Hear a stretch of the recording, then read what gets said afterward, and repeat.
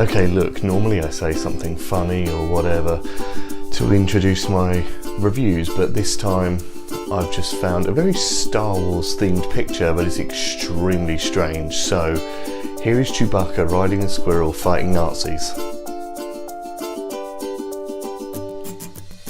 It's themed, so I didn't do anything wrong.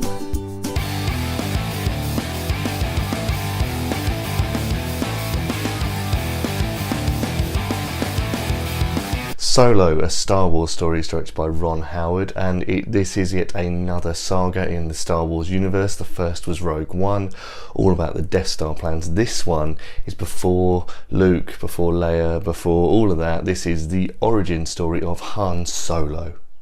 Now, if you're a film nerd like me and you watch all these videos about the current news in the movie business and all these sorts of things, and you're a huge Star Wars fan like myself, you're going to want to know what happened.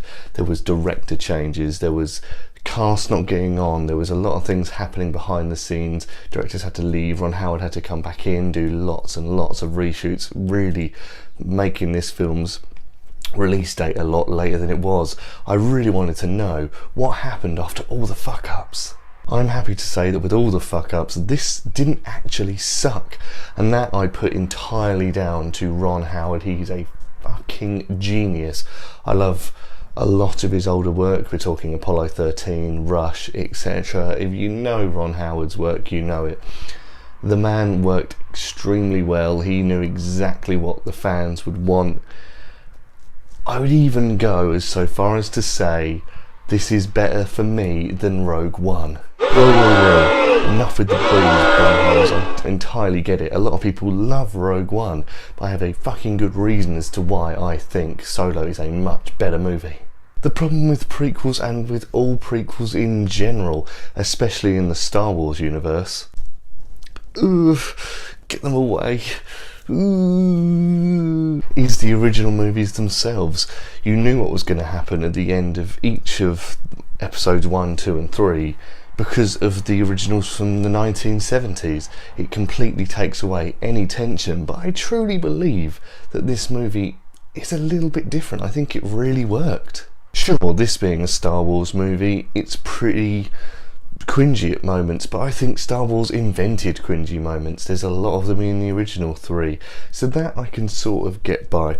I really thought this movie was going to be properly linear, like, you know, Act 1, Act 2, Act 3 and that's it, you're done, pretty simple. But actually, down to Ron Howard again sorting out this clusterfuck, I really think he put a really compelling movie together with some story arcs and really gave Han Solo, no one really knows about his past in the originals, so he just went fuck it and ran with it and really made it work.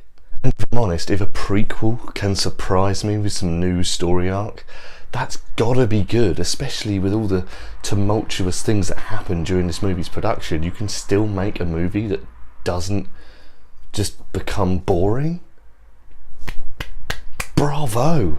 Also, Alden Ehrenreich, who plays Solo himself, of course he had to take over from some guy called Harrison Ford, and when you've got to take over something that huge and that iconic, probably the second or third most iconic person in the entire Star Wars universe, I was worried with everybody else, but honestly I really think he nailed it. He was charming, funny at times, and his relationship with Chewie and Lando was just absolutely sublime.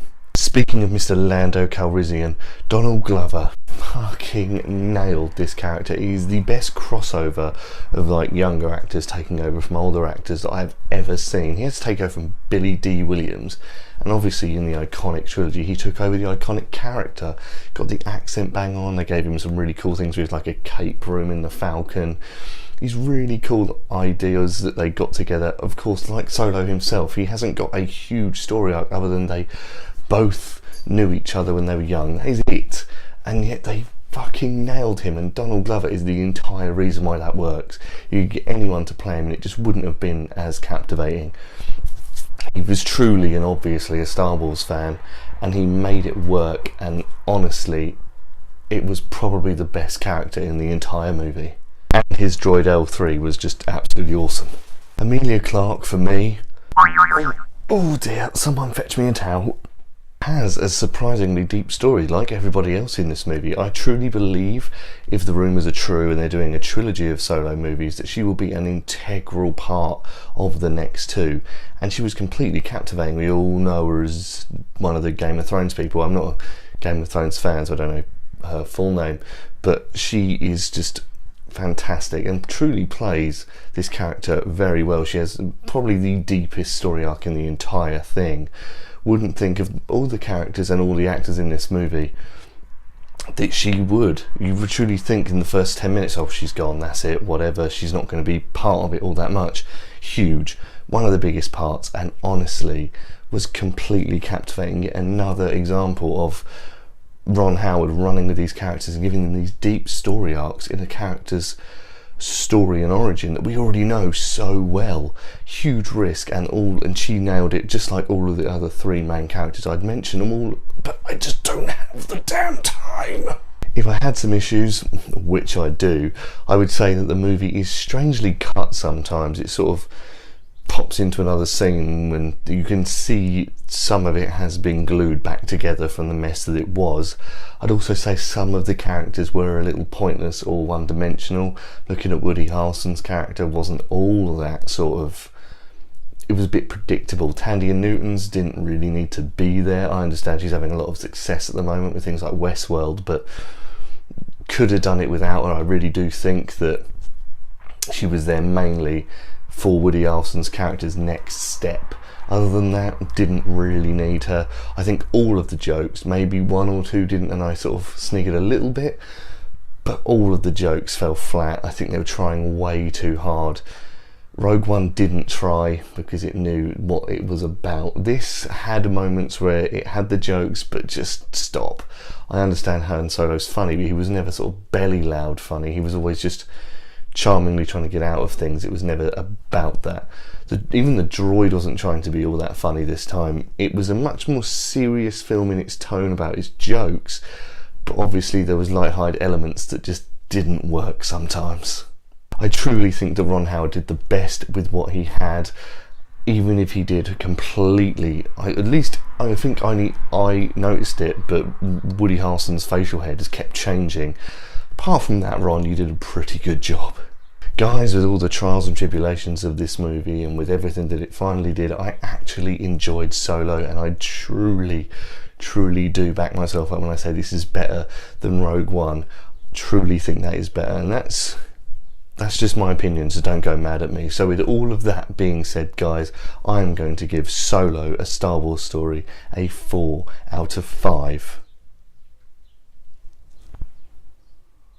So there you have it, guys. There's my take on Solo, a Star Wars story. Now if you have seen the movie, then please let me know down in the comments down below. I'd love to know. Now before you go, please don't forget to tell your friends, like, share and subscribe. You all know the drill by now. This is your friendly neighbourhood ginger guy saying, Ginge out.